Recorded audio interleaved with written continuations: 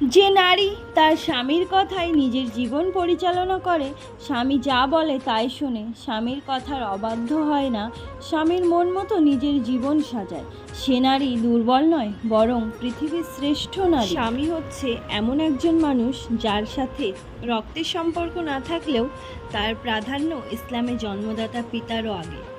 একমাত্র তিনিই একজন মানুষ যার কাছে সব কিছুই শেয়ার করা যায়, যার কাছে কোনো কিছু গোপনীয়তার প্রয়োজনই নেই, যে জীবনের শেষ দিন পর্যন্ত পাশে থাকবে।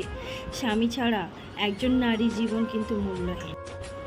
আল্লাহ ভালো রাখুক স্বামী নামক মানুষটিকে, যে নিজে হাজার কষ্ট সহ্য করছে শুধুমাত্র আমাদের মুখে হাসি ফোটানোর জন্য, নিজের শরীরের রক্ত পানি করে আমাদের আবদারগুলো পূরণ করছে। আল্লাহ ভালো রাখুক আমার স্বামীকে, সে যেন সর্বদা ভালো থাকে, সুস্থ থাকে, এই দুয়াই আমি সবসময় করি। স্ত্রীর মানসিক প্রশান্তির জন্য ডাক্তার অথবা ঔষধের দরকার হয় না। স্বামীর কেয়ার, সম্মান, আদর, ভালোবাসা তাকে হাসি খুশিতে রাখতে পারে। তুমি কি কোথাও পাবে এমন একজন মানুষ যে তোমাকে পাওয়ার জন্য দুহাত তুলে সৃষ্টিকর্তার কাছে অসহায়ের মতো কেঁদেছে? হ্যাঁ, আমি পেয়েছি আমার স্বামীকে।